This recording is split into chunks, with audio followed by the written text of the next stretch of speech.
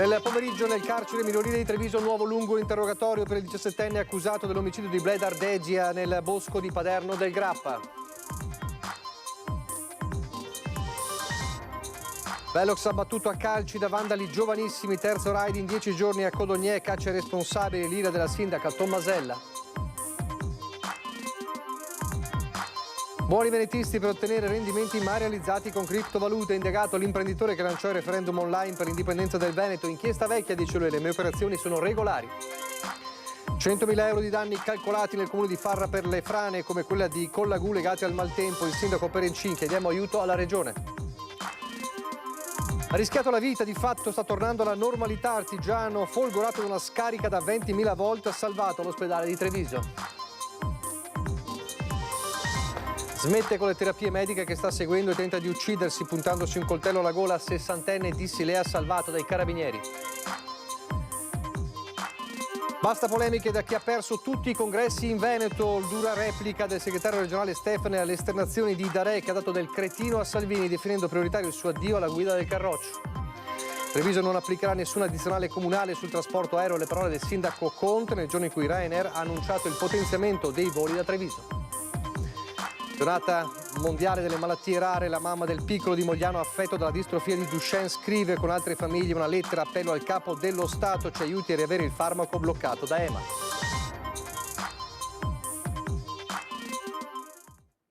Telespettatori di Antena 3, buonasera e ben ritrovati. Il telegiornale di Treviso è dunque in primo piano, la cronaca giudiziaria, e torniamo a parlare dell'omicidio di Paderno del Grappa, perché oggi c'è stato un altro lungo interrogatorio del 17enne accusato dell'omicidio di Bledar Degia, il 39enne di Asolo, padre di famiglia. Questa volta non l'interrogatorio al Tribunale dei minori, ma in carcere minorile a Treviso. Allora sentiamo per tutte le novità Christian Arboit. Sì, buonasera anche da parte di Alberto Pivetta che sta curando la parte tecnica. Ci troviamo all'esterno del carcere sezione minorile di Treviso, dove da poco si è concluso il supplemento di interrogatorio richiesto dalla difesa del giovane 17enne accusato dell'omicidio di Bledar Degia, che ha parlato una prima volta venerdì scorso in tribunale presso il Tribunale dei minori di Venezia, e oggi per l'appunto lo ha fatto qui dietro alle sbarre del carcere minorile. L'accusa resta quella di aver ucciso Bledar Degia, il 39enne di origini albanesi, trovato morto la mattina del 21 gennaio scorso in un bosco, in una zona isolata di Paderno di Pieve del Grappa. Il riserbo è massimo, anche se il mosaico si sta componendo giorno dopo giorno. Sta emergendo una pista personale, la pista battuta in questo momento anche da parte degli inquirenti a quella personale, un ricatto. Forse il 17enne era sotto ricatto, era entrato in un gioco fatto anche di chat erotiche, se di gioco si può parlare, molto più grande di lui, e quindi da qui sarebbe maturato quindi questo un possibile movente che lo avrebbe portato a infierire sul corpo del 39enne con oltre 10 coltellate. E a proposito, l'arma del delitto, questo coltello, le cui ricerche proseguiranno nei prossimi giorni, non appena anche il tempo lo consentirà. Quindi la zona sarà nuovamente battuta per trovare dei riscontri materiali appunto alle accuse mosse nei confronti del 17enne, che quindi ha parlato anche oggi, ha parlato per 3 ore e sicuramente ha fatto luce sulla natura del rapporto che intercorreva con questo 39enne. Insomma, la vicenda è ancora avvolta dal mistero. Per il momento appunto non ci sono dichiarazioni ufficiali, ma la pista del ricatto è quella che si sta battendo principalmente in questi giorni, in queste ore. Per il momento è tutto con Alberto Pivetta, vi restituisco la linea. Grazie a Christian Arboit, Alberto Pivetta. E giovanissimo il presunto killer del 39enne di Asolo, e sarebbero giovanissimi anche i vandali che hanno abbattuto a calci il Velobox, il Velox di Codogné. È il terzo raid in 10 giorni, c'è la caccia ai responsabili, lo sgomento dei cittadini e la rabbia della sindaca. Lei a che ora ha sentito? Ma la prima volta era alle 11, verso le 11:30, la seconda volta era verso l'1. Più o meno i rumori che si sentono, no? Lei ha sentito dei colpi? Dei colpi. Colpi sordi nella notte. Il velobox di Roverbasso è stato preso a calci fino ad essere sradicato. Questa è la foto, come vedete, che testimonia come sia stato completamente spostato dalla base. Questa è la terza volta in meno di 10 giorni che viene vandalizzato, preso di mira da ragazzini ma anche da automobilisti. Vedo tante volte la gente che si ferma e muove, prova a vedere cosa è dentro, se è dentro telecamera, capito? Ed oggi gli operai erano già al lavoro per rimetterlo a posto. Cerchiamo di fissarlo in maniera più solida, visto che gli atti vandalici sono sempre più frequenti, sperando nella riuscita del caso. Quindi di fatto è un messaggio anche per i vandali, non demordiamo, anche noi andiamo avanti. Noi andiamo avanti, siamo presenti e sempre più tenaci. Purtroppo c'è sempre qualcuno che ci dà, diciamo, lavoro da fare, ma su queste cose dovrebbero avere un po' di buon senso, insomma. Questo servirebbe un po' più di buon senso.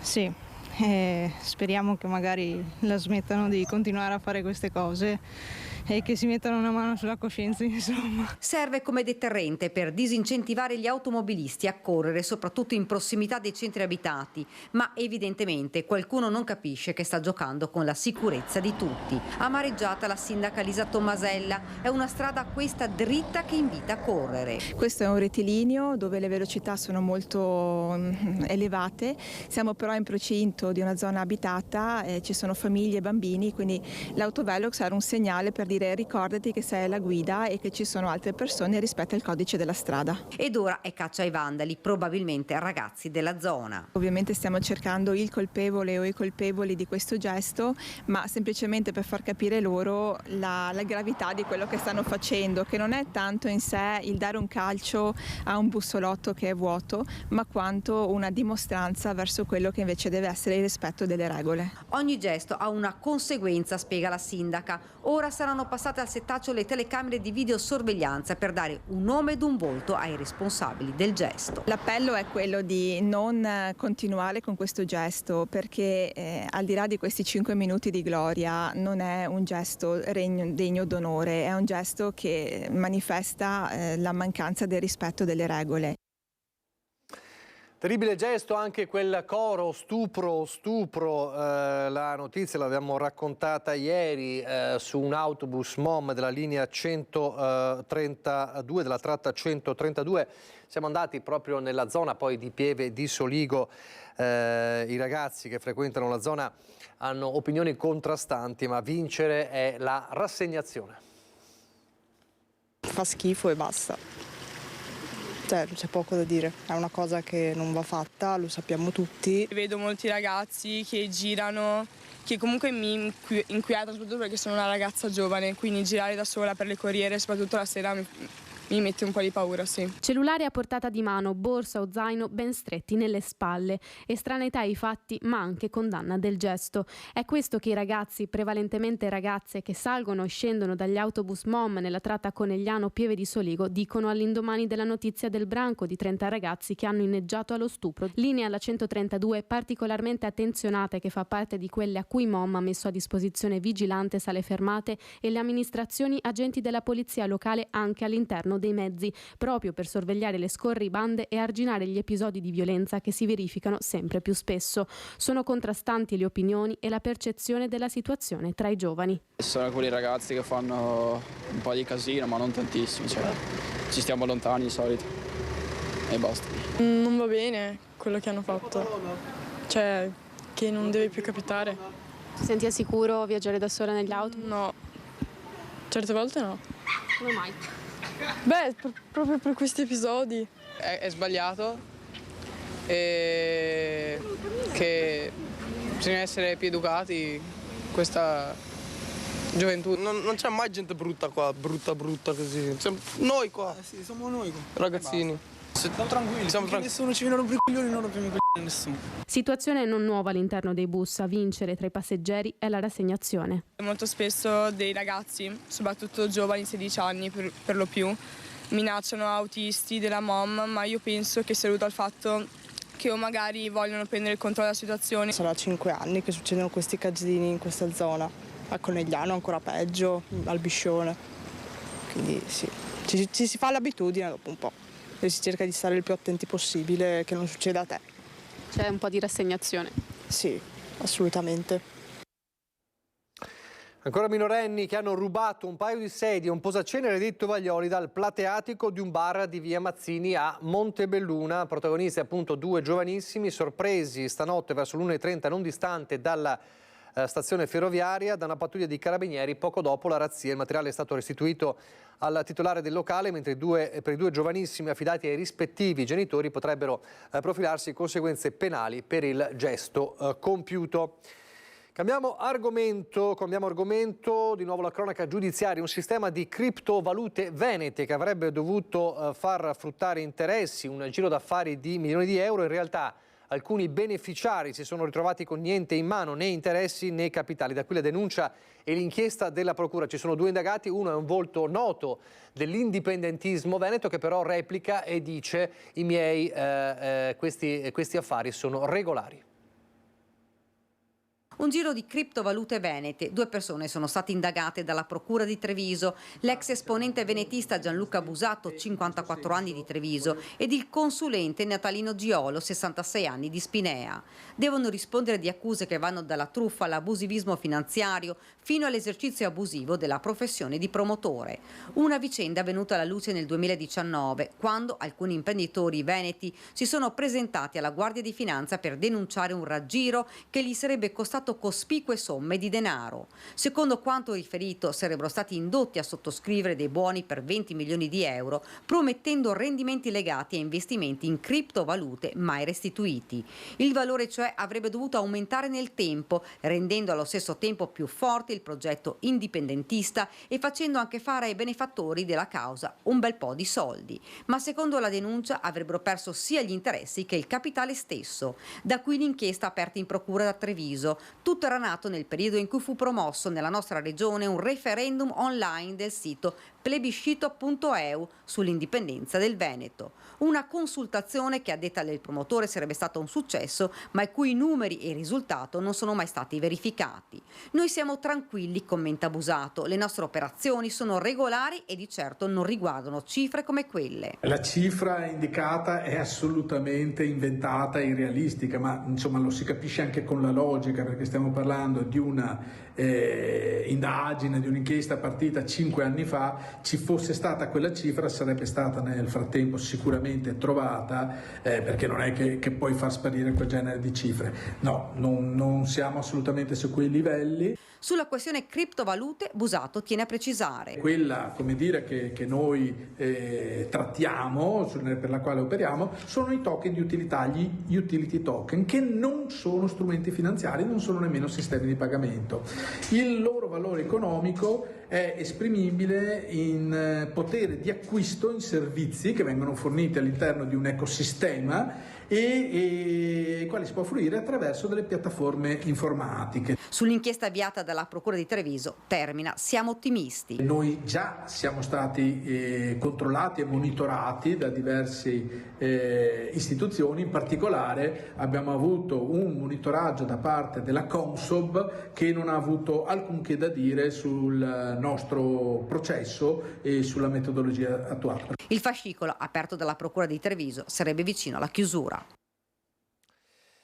Avevano aggredito con calci e pugni un 28enne ucraino per portargli via il portafoglio, poi avevano tentato inutilmente di effettuare un prelievo con una carta Poste Pay. I 2 aggressori, un 25enne marocchino e un tunisino di 31 anni, sono stati condannati entrambi a 5 anni di reclusione per rapina aggravata. La violenta rapina era avvenuta la sera del 22 giugno 2023 lungo il sottopasso ferroviario della stazione trevigiana. La vittima, picchiata a sangue, aveva riportato ferite per una prognosi di almeno 40 giorni.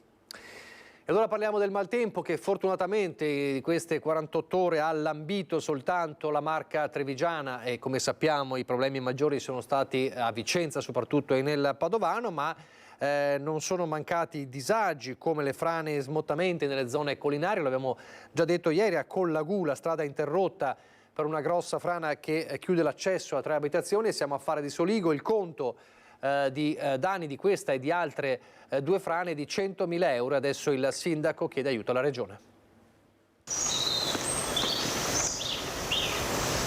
Abbiamo fatto una prima stima questa mattina con l'ufficio tecnico sui costi, abbiamo un centinaio di migliaia di euro di danni, quindi insomma un territorio molto bello ma altrettanto fragile, infatti ogni volta che piove speriamo sempre che non succeda qualcosa. Il maltempo che ha colpito il Veneto negli scorsi giorni ha risparmiato la Marca ma ha causato smottamenti e frane nelle zone collinari della provincia, la più grande è quella nella località di Collagù a Farra di Soligo, zona panoramica delle colline patrimonio UNESCO. Ogni volta che c'è una pioggia più abbondante ormai la situazione diventa veramente complessa. Nel territorio comunale abbiamo questa frana molto importante, fra l'altro che non ci aspettavamo, ne abbiamo però altre 2, quindi in totale sono 3. Questa è la più grossa, altre 2, una è a Col San Martino e una è a Farra di Soligo. Frane queste ultime già monitorate per le quali era già partito l'iter di progettazione per la sistemazione, ma che con le piogge delle scorse ore sono peggiorate. A cogliere di sorpresa il comune di Farra però la frana di via Collagù, 10 metri di strada interrotta nel bel mezzo della collina, 3 i residenti che possono avere via d'accesso alle loro case solo dalla zona di Soligo. Smottamenti che non sono nuovi per le colline della Marca, nonostante il monitoraggio e la costante manutenzione, ma a mancare sono le risorse per coprire un territorio così vasto. Si parla di qualche mese di lavori per la messa in sicurezza e il ripristino delle strade. Ci vorranno diversi mesi perché dobbiamo avere tutto l'iter autorizzativo da parte anche della sovrintendenza, perché questo territorio è un territorio che è anche vincolato, e dopo dobbiamo mettere la copertura economica e come dicevo da una prima stima che abbiamo fatto stiamo parlando di qualcosa come 100.000 euro che per un bilancio di un comune di questo tipo sono comunque soldi che dovrò andare a recuperare, a trovare nelle pieghe del bilancio e spero che anche in questo senso la regione ci venga incontro. Adesso la storia di 2 salvataggi importanti, 2 storie a lieto fine. La prima, sopravvivere a una scarica, pensate, di 20.000 volt. Poteva essere una nuova tragedia sul lavoro. Protagonista un artigiano trevigiano, sopravvissuto grazie a un miracolo, ma soprattutto grazie all'equipe medica dell'ospedale Cafoncello di Treviso. Aveva avuto il corpo attraversato da una scarica elettrica da 20.000 volt causata dall'urto con una cassetta di alta tensione scollegata, che però per la conduzione causata da ragnatele bagnate nei tubi era evidentemente connessa a un altro contatore. Per questo un artigiano trevigiano 50enne, circa 3 settimane fa, aveva riportato serie conseguenze. Ampie ustioni da folgorazione al gomito destro, dove la scarica era entrata, alla spalla e il cuoio capelluto, da dove l'elettricità era invece uscita. E poi le ricadute sulla funzionalità del braccio. Il paziente, prontamente soccorso dal SUEM 118 e stabilizzato dall'unità di cardiologia, è stato preso in carico dall'equipe di chirurgia plastica dell'ospedale Cafoncello, che lo ha sottoposto a 2 complessi e innovativi interventi di ricostruzione plastica, tanto che le ferite sono guarite e il 50enne ha iniziato un normale percorso di riabilitazione per il recupero dell'arto. La nostra chirurgia plastica diretta dal dottor Berna ha fatto effettivamente un lavoro straordinario perché è riuscita a sistemare tutto ed evitare che ci potessero essere infezioni, ma soprattutto deturpazioni del corpo. Uno sforzo medico ma anche umano quello messo in campo dai sanitari del Cafoncello. 10 ore di intervento, ma soprattutto noi abbiamo la fortuna di avere anche la banca dei tessuti qui a Treviso e quindi grazie anche a queste i chirurghi plastici possono lavorare ottimamente perché hanno una serie di tessuti che sono compatibili ovviamente col corpo umano, che possono decisamente rispetto a qualche anno fa dare delle risposte non rigetti e quindi di conseguenza ritornare alla normalità per quanto riguarda la cute, per quanto riguarda il corpo. A Silea invece è stato l'intervento dei carabinieri a salvare un 60enne che purtroppo aveva scelto di togliersi la vita. Un intervento delicato, quello compiuto dai militari dell'Arma e dal personale sanitario a Silea. Un uomo di 60 anni in grave disagio si è puntato il coltello alla gola. Voleva farla finita. Da tempo aveva interrotto visite periodiche e terapie. Sono stati 2 appuntati dei carabinieri che hanno impedito che la vicenda potesse avere un epilogo drammatico. I sanitari avevano infatti segnalato timori per il 60enne in difficoltà loro assistito. Sono intervenuti congiuntamente presso l'abitazione dell'uomo visibilmente poco lucido. In un primo momento ha secondato le richieste dei sanitari, poi invece all'improvviso è estratto da un comodino un coltello a serramanico, puntandoselo pericolosamente alla gola. I carabinieri si sono posti in posizione di sicurezza e, mantenendo la calma, hanno interagito con il 60enne invitandolo a desistere dai suoi intenti. Poi, approfittando di un momento favorevole, sono intervenuti e lo hanno disarmato e immobilizzato. Passato il momento di crisi, l'uomo si è calmato ed è stato affidato ai sanitari. Pochi istanti di pubblicità, ripartiremo dalla politica, ma non solo. Rieccoci in diretta, il telegiornale di Treviso. Ripartiamo dalla politica con la dura replica del segretario regionale della Lega Stefani alle esternazioni di Gianantonio D'Arè, che aveva dato del cretino a Salvini, definendo prioritario che se ne vada prima di portare la Lega al disastro anche le elezioni europee. La replica non è mancata. Noi stiamo lavorando in commissione in queste ore difendendo il provvedimento dell'autonomia dall'ostruzionismo della sinistra che ha presentato 250 audizioni. Qualche polemica di troppo di qualcuno che ha vissuto per anni grazie a questo movimento, spesso senza portare grandi risultati, non vanno bene, soprattutto in questo momento storico. Altro che polemica, Alberto Stefani, segretario veneto della Lega, ricorre addirittura a una nota ufficiale da Roma per replicare alle esternazioni sulla stampa nazionale dell'europarlamentare vittoriese Gianantonio D'Arè, non nuovo in realtà a critiche aperte al leader Matteo Salvini. Ma dopo il voto in Sardegna e pronosticando per la Lega alle europee di giugno un risicato 5,5%, D'Arè la mette giù così: o il cretino se ne va con le buone o andiamo tutti a Milano in via Bellerio e lo cacciamo con le cattive. Stefani non perde la plomb ma ribatte seccamente. C'è stata qualche dichiarazione di qualche esponente che è stata veramente sopra le righe e io non credo sia utile che queste dichiarazioni siano all'ordine del giorno. Penso piuttosto che sia necessario lavorare, impegnarsi e portare a casa i risultati. Questo è il compito di chi fa politica, questo è il compito di chi ha una responsabilità davanti al proprio paese e davanti alla propria terra, e quindi credo che su questo dobbiamo impegnarci, non su altre sciocchezze. Lavorare e non sollevare polveroni. Mi riferisco soprattutto, rincara il segretario, a chi fa polemiche da anni e ha da poco perso tutti i congressi in Veneto, da ultimo quello nazionale, e non di poco. Congresso quello in cui Stefani vinse col 65% dei consensi contro il 35% di Franco Manzato, sostenuto da figure come D'Arè e il padovano Roberto Marcato. Posizione quella del segretario condivisa da altri nel carroccio, come il trevigiano Giuseppe Paolin, che accusa pubblicamente D'Arè di sputare nel piatto in cui sta mangiando. Stefani riporta la discussione sui binari che ritiene più corretti: lavorare per far tornare la Lega primo partito in Veneto, rivincendo con un proprio candidato le regionali del 2025, ricevendo via social una serie di like anche dalla vicepresidente del Veneto Elisa De Berti. Credo sia fondamentale che la Lega sia in grado di fare una grande rete con altre liste civiche territoriali e sia in grado di proporre la migliore figura per la presidenza della regione. Tanto che la Lega intende riproporre nei prossimi mesi il tema del terzo mandato dei governatori. È una battaglia ancora aperta, noi, ripeto, lo stiamo riproponendo in tutte le sedi parlamentari e quindi auspichiamo che ci possa essere una convergenza anche da parte delle altre forze politiche. Torniamo a Treviso. Non riuscirete a farmi litigare con i sindaci di altre città, ogni realtà è diversa, ma sicuramente Treviso non applicherà nessuna addizionale comunale sul trasporto aereo.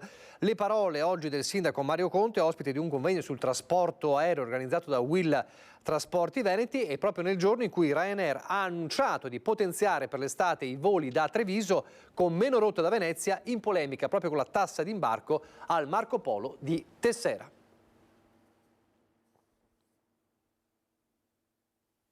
Meno rotte su Venezia, di più su Treviso. Ryanair ha presentato il programma dei voli per la stagione estiva scommettendo sul Veneto nonostante i tagli al Marco Polo a causa della contestatissima introduzione della tassa d'imbarco. Se quest'estate la compagnia infatti crescerà su Treviso e Verona, 61 rotte, incluse le 4 nuove, trasportando oltre 4 milioni di passeggeri, il colosso irlandese ha messo in pausa i suoi piani di crescita per Venezia e lancia ancora una volta un messaggio al sindaco Brugnaro. Quello che chiediamo è di ripensare questa decisione di aumentare la tassa. Quando è stata annunciata abbiamo fatto delle cancellazioni di aeromobili in meno, si è rotto il 20% in meno di capacità e quest'estate avremo un operativo ridotto del 5% rispetto a quello che era l'estate scorsa. Il più grande rischio però è quello della connettività invernale. Stiamo al momento lavorando sulla winter del 2024 e stiamo realmente pensando se lasciare la base in inverno o meno. Cosa significa in termine pratico? Significa non avere più 4 macchine basate, quindi meno voli e meno connettività, a tutto discapito poi di quello che chiaramente è l'utenza.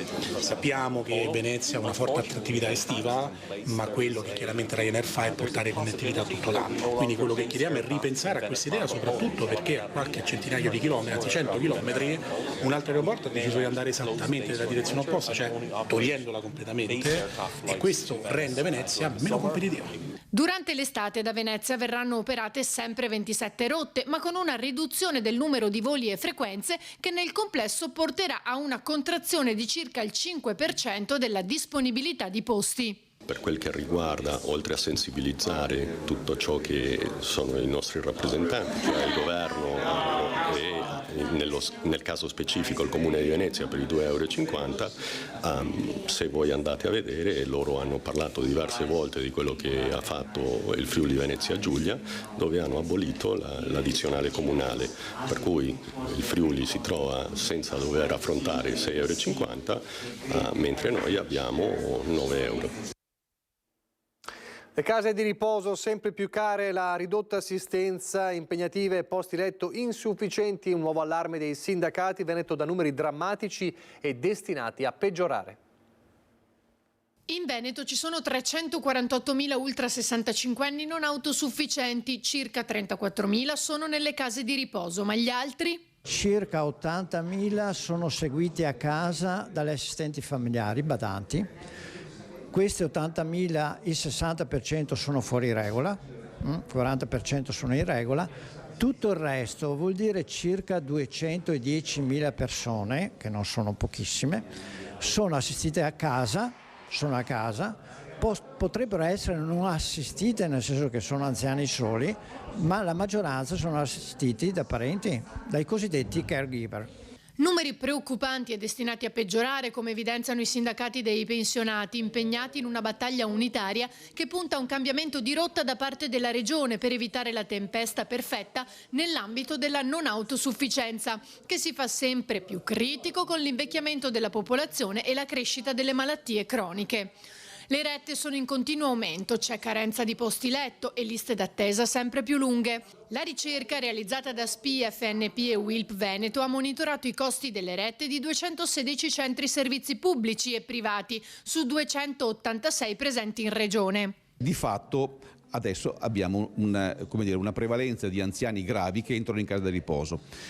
Questo elemento è un po' in contraddizione con l'impostazione della delibera che rivede gli standard e mi chiedo come i centri servizi possono soddisfare questa necessità di garanzia del servizio. Le famiglie non sono più in grado di sostenere il costo delle case di riposo. Tenete conto che in casa di riposo si arriva quando si ha già una non autosufficienza molto grave, quando i familiari sono in grosse difficoltà. Molto spesso non c'è nemmeno la rete familiare, per cui quella diventa l'unica soluzione. Senza il contributo regionale, l'impegnativa di residenzialità sarebbe impossibile affrontare i costi della struttura. La richiesta che noi facciamo però non è quella di continuare a lavorare in questo modo. Noi abbiamo bisogno di partecipare ai tavoli sulla non autosufficienza. Sono temi importantissimi, noi rappresentiamo gran parte delle persone anziane di questo territorio e dei non autosufficienti e delle famiglie e di gran parte della popolazione. Quindi insomma per noi è fondamentale riuscire a parlare di questi temi in un tavolo.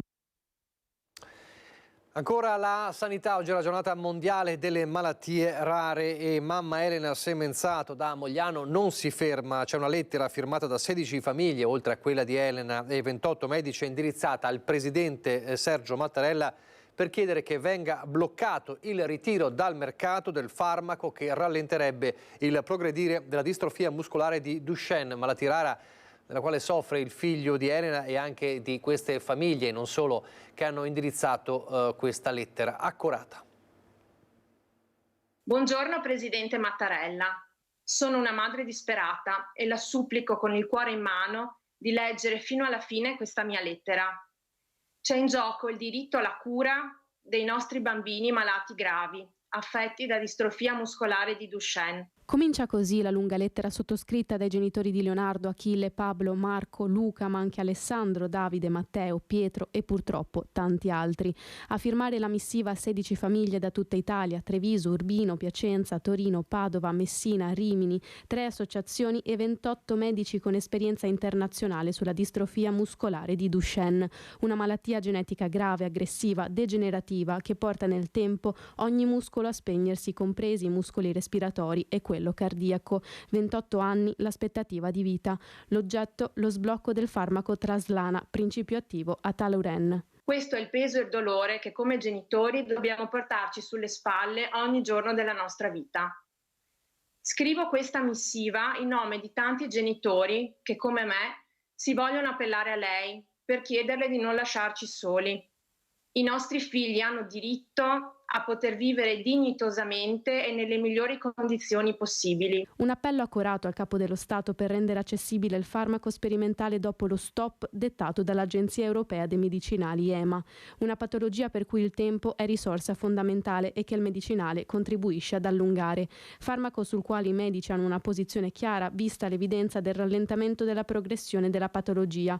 Richiesta che nella voce di Elena contiene la disperazione di tutte le famiglie con figli affetti da distrofia di Duchenne. Un giorno importante, il 29 febbraio, perché è affetto da malattia rara, di più per chi soffre di distrofia di Duchenne. Sappiamo, trapelata insomma qualche voce, che potrebbe essere anche proprio un giorno decisivo in merito al destino di questo farmaco. Quindi siamo tutti, diciamo, in trepidante attesa, perché ci sono ancora delle speranze. Penso che la disperazione di un genitore e la speranza di vedere il proprio figlio avere condizioni di vita migliori, sapendo già la patologia che dovrà affrontare, ti porta a voler far più rumore possibile.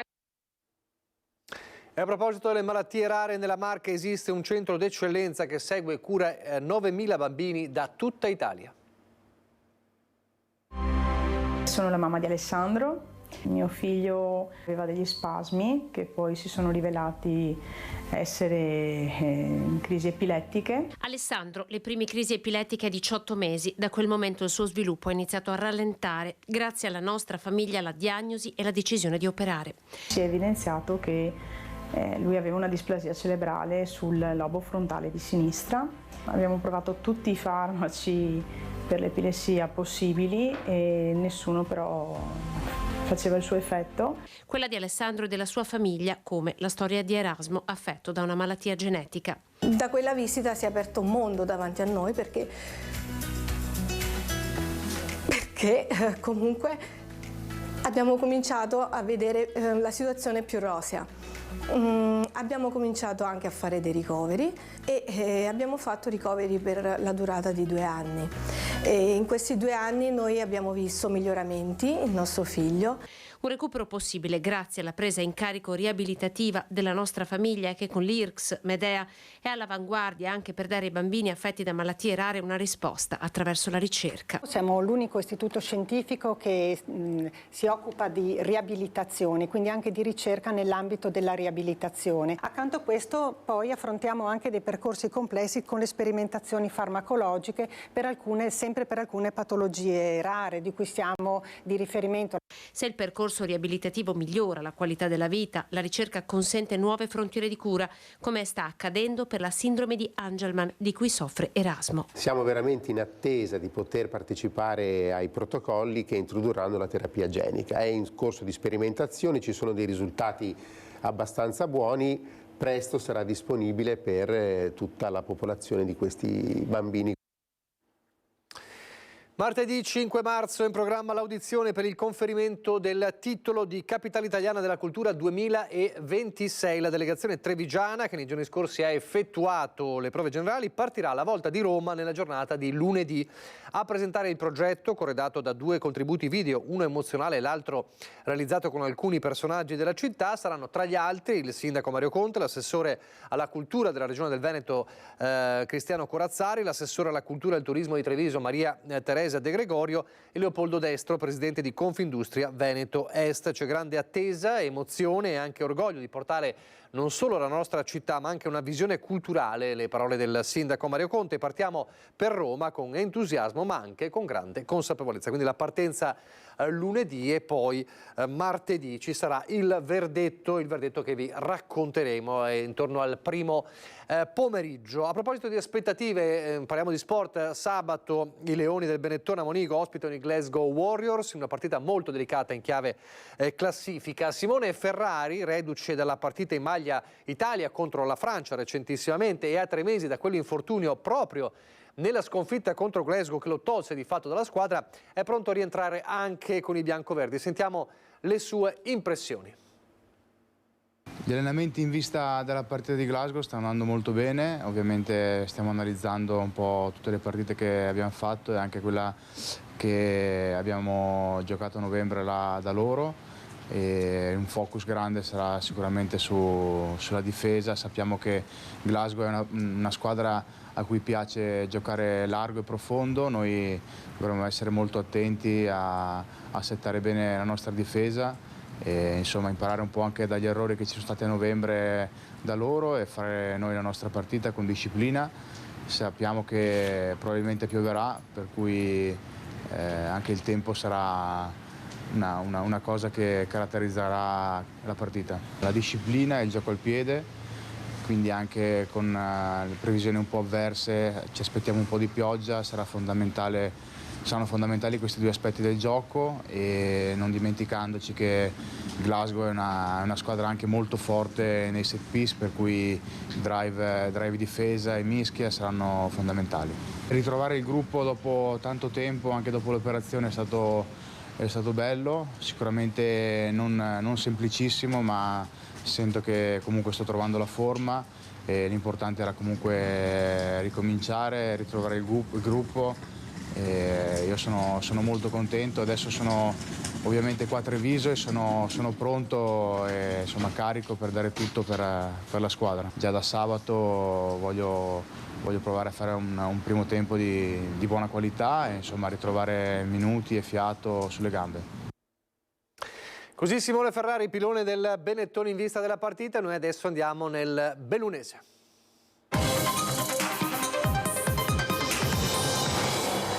Un mix di coincidenze non preventivabili, la fragilità di un muretto sottostante la strada e la instabilità di una vecchia casa da ristrutturare ha causato la chiusura della statale 52 Carnica a Lorenzago di Cadore. Ieri sera i tecnici del comune hanno chiamato i vigili del fuoco e il personale di ANAS per verificare la situazione e alla fine la decisione è stata quella di chiudere un tratto della statale in prossimità di Villa Piccola all'altezza dell'ex bar Roma, una trentina di metri in tutto, che però ha imposto il divieto totale di transito ai mezzi pesanti, pullman e autobus. La viabilità alternativa solo per auto e mezzi sino a 3,5 tonnellate è stata attivata sulle traverse interne di Lorenzago. Il ripristino della circolazione è garantito in tempi brevi.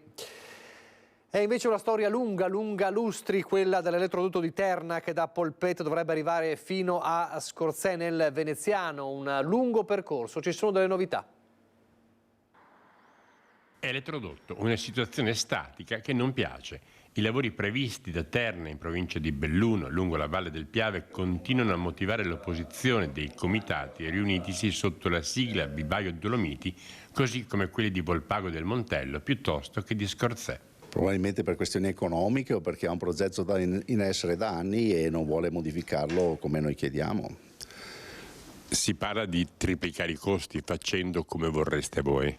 No, questo è tutto da analizzare. Triplicare i costi significa interrare i cavi rispetto ai cavi in aereo, però poi ci sono i costi aggiuntivi di manutenzione che vanno a far sì che i cavi interrati sono meno onerosi nella gestione nel tempo che quelli aerei. La Regione ha incontrato Terna a Venezia, ma i comitati e chi li rappresenta non sono stati convocati e si continua a parlare di piloni di 60 metri, dove ora ce ne sono alti un terzo, passando per Trichiana e il San Boldo, mentre il Vivaio Dolomiti continua a chiedere venga seguito il percorso dell'autostrada, interrando quanto più possibile l'infrastruttura elettrica. Terna sta facendo delle grandi opere, è cambiata la direzione in questo momento e sembrano molto più aperti a una soluzione di tecnologie avanzate sul territorio. Stiamo vedendo dei grandi progetti in Sicilia, li abbiamo visti sulle Marche, li abbiamo visti in Piemonte e chiediamo che anche qui venga fatto un progetto di pari livello. In passato le osservazioni avanzate furono ascoltate, vedi l'interramento della tratta tra Auronzo e Cortina. Non ci si spiega allora perché non possa accadere di nuovo. Si spera in un tavolo di confronto e si accusa la politica, tanto provinciale come regionale, di latitanza. Tutti si sono adagiati fino a poi all'inizio delle nuove elezioni. Quando poi ci sono le nuove elezioni tutti tentano uno scatto avanti e quando sono in campagna elettorale tutti fanno delle grandi promesse, salvo poi quando si arriva al dunque ci si nasconde dietro la scrivania e spariscono, inventando poi che noi siamo quelli che rompono le scatole e di fatto poi tutti hanno utilizzato le nostre idee, i nostri progetti per portare avanti istanze anche in altri territori come tipo Riviera del Brenta o altri punti in Veneto e anche in tutta la nazione. A Belluno irrompe nuovamente in Consiglio Comunale la questione relativa al futuro del Nevegal. Non abbiamo nessuna intenzione di ritirare la gara perché la questione sta anche in questi termini giuridici oltre che di valutazione dell'intero. Rammento che la gara è partita quasi 4 anni fa. Avanti tutta sul Nevegal e se non ci riusciremo, afferma l'assessore Roccon, faremo le nostre valutazioni. Il prossimo 7 marzo è l'ultimo giorno utile garantito all'ATI, aggiudicataria in via provvisoria della gara per la gestione in concessione degli impianti per il deposito della fideiussione a 6 zeri per 12 anni richiesta dal bando. L'impresa è improba salvo colpi di scena, non tanto per l'importo quanto per la durata che normalmente prevede un tempo massimo di garanzia di 5-6 anni. Finalmente viene fuori che è l'ammontare della fideiussione il motivo che sta rallentando l'operazione, ha detto il consigliere di Insieme per Belluno Bene Comune Rasera Berna, e dunque a rapporti giuridici non ancora definiti da qualsiasi lato lo si osservi, il Nevegal resta in bilico. Qui nessuno ha la sfera di cristallo, noi abbiamo firmato degli accordi anche con dei soggetti stranieri per cercare di portare almeno l'attenzione su questo colle e mi pare che da quello che si sta muovendo, soprattutto vi dico anche nel settore immobiliare, gli aumenti dei costi degli appartamenti su,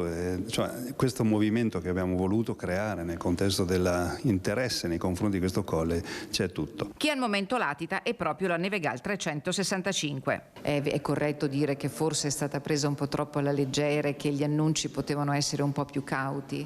Ma concordo, nel senso che noi avevamo sotto mano questa operazione con i soggetti che si erano presentati, che abbiamo voluto con trasparenza presentare in Consiglio Comunale. Quel che so è che hanno trovato delle difficoltà a livello di banche centrali. Ma, riferisce Roccon, Nevegal 365 conferma l'impegno. Di altro impegno, quello politico volto a sostenere il ruolo di Franco Roccon, si è fatta portavoce la maggioranza dopo che nei corridoi era circolato lo scontento di parte di essa sull'azione dell'assessore proprio riguardo il Nevegal. In politica le sorprese sono sempre dietro l'angolo, però io di questo colle che ho preso la delega l'ho voluta appositamente come progetto Nevegal perché ci credo tantissimo. Dispiace vedere i commenti che ci sono appresso di chi non sa neanche asciugarsi il naso, sostanzialmente dare delle considerazioni in cui non sanno quello che è il dietro le quinte.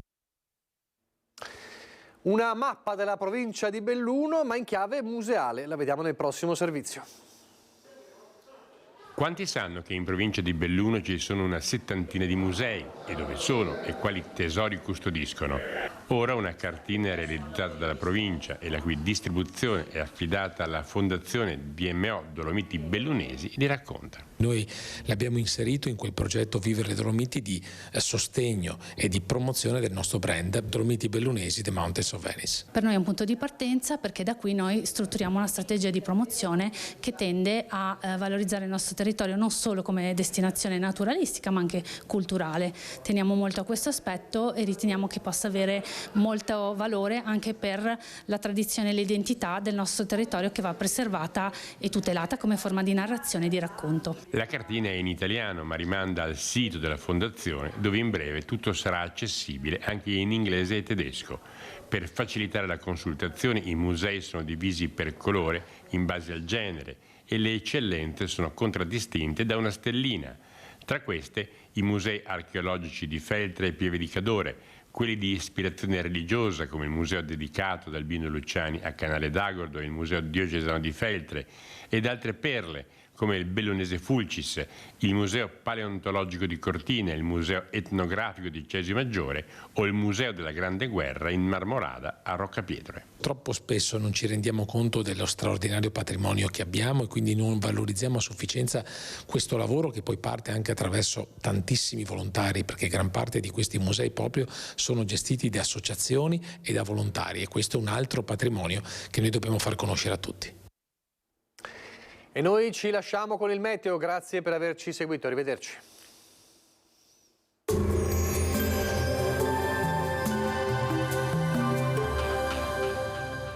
Termoidraulica Susin, i migliori impianti di riscaldamento e condizionamento. Se compri la caldaia, ti regalo il condizionatore.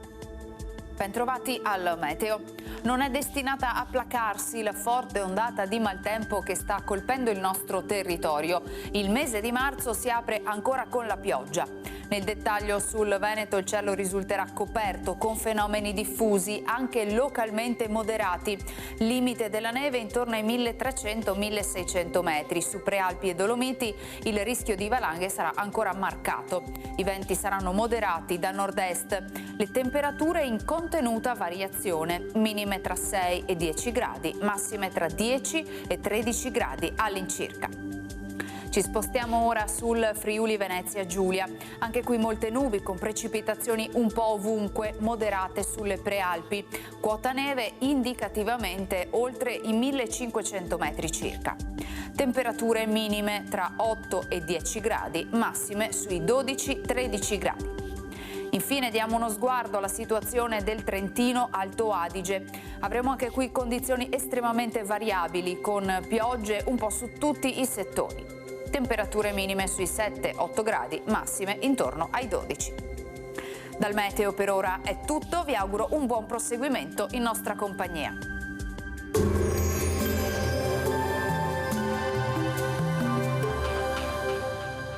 Termoidraulica Susin, i migliori impianti di riscaldamento e condizionamento. Se compri la caldaia, ti regalo il condizionatore.